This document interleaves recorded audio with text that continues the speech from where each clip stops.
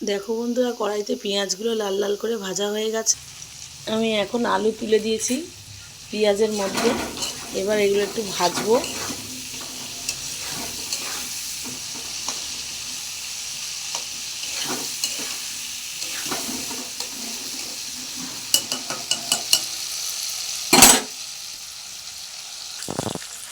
দেখো কতগুলো কাঁচা লঙ্কা তুলে দিয়েছি, 10-12খানা চিড়ে দিয়েছি। আজকে আর বাটি নিয়ে রেডিমেডভাবে রান্না করছি। রেডিমেডভাবে রান্না করলে বন্ধুরা খেতে ভালো লাগে।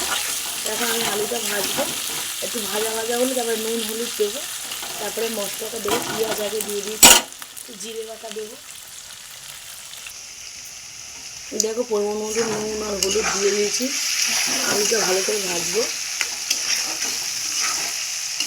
মাছ ভাজ করলে আমি এই কালো কড়াটাতেই করে দিচ্ছি।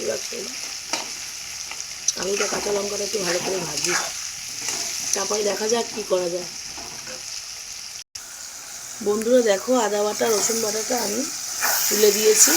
আগে পেঁয়াজ কুচিয়ে দিয়েছিলাম, লঙ্কা চিড়ে দিয়েছি, জিরের গুঁড়ো দিয়েছি। এখন আদা বাটা রসুন বাটা দিয়েছি। টমেটো দেবো এর মধ্যে। নর্মালভাবে মাছের ঝোল করছি।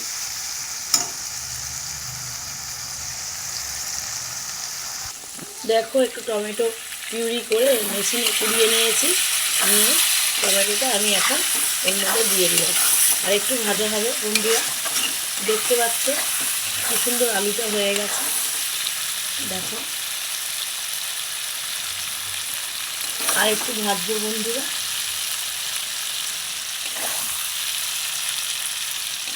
তারপরে জল দেবো। দেখো ভাজাটা বেশ ভালোই হয়েছে। অতটা তেল, একটু বেশি তেল দিয়েছি আজকে মাছের ঝোলে।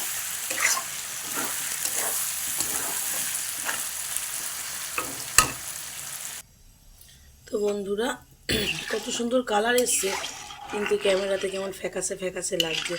টকটকে হলুদের কালার এসছে বন্ধুরা।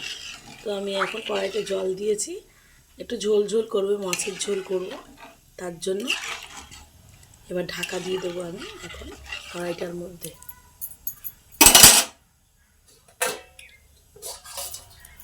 বন্ধুরা আমি এখন এটা ঢাকা দিয়ে দিলাম। দেখো এই মাছগুলো পরে কড়াইতে আমি ছেড়ে দেব। তো বন্ধুরা দেখো, আমার এখন মাছের ঝোল তৈরি। দেখো কেমন সুন্দর মাছের ঝোল তৈরি হয়ে গেছে। তো সঙ্গে থেকো, ভালো থেকো। যদি ভালো লেগে থাকে মাছের ঝোল রান্নার পদ্ধতিটা, কমেন্ট করো, লাইক করো, সঙ্গে থেকো। টাটা।